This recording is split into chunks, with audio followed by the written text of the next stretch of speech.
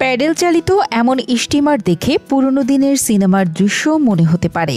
সে সময় অহরহ দেখা গেলেও বর্তমান প্রজন্মের কাছে এটি ইতিহাস। তবে এবার সিনেমার দৃশ্য থেকে বাস্তবে এই স্টিমারের দেখা মিলবে কীর্তনখোলা নদীতে।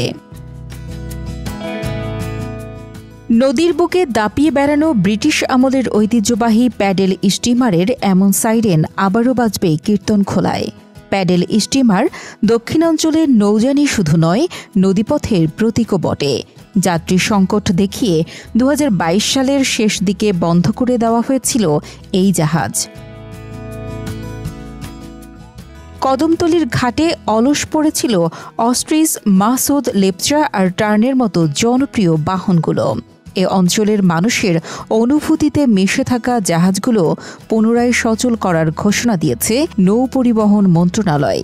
এমন সংবাদে খুশি বরিশালের সাধারণ মানুষ।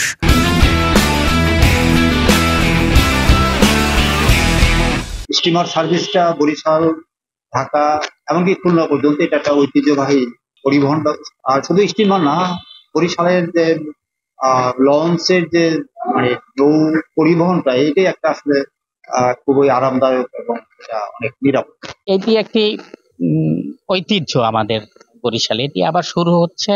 এটা আমাদের জন্য আনন্দের এবং গর্বের বিষয়। নৌ পরিবহন উপদেষ্টা জানান, যাত্রী পরিবহনে লাভবান না হলে ট্যুরিজমকে গুরুত্ব দিয়ে হলেও নৌ রুটে যুক্ত হবে। ইতোমধ্যে জাহাজগুলোকে মেরামতের কাজ শুরু করা হয়েছে। সবকিছু ঠিক থাকলে চলতি বছরের অক্টোবরে বাজবে সেই পুরনো ভেপু। আমরা সেই পুরনো জমানা 125-30 বছর পুরনো জাহাজ, স্টিমার বলতে আপনারা জানতেন। একসময় এখানে স্টিমার ঘাট ছিল, যেটা আমি দেখে আসলাম।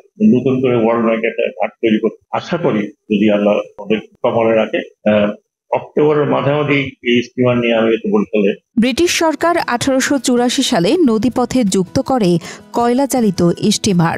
সেই জাহাজগুলোই ঐতিহ্যের রূপ নেয় দেশে।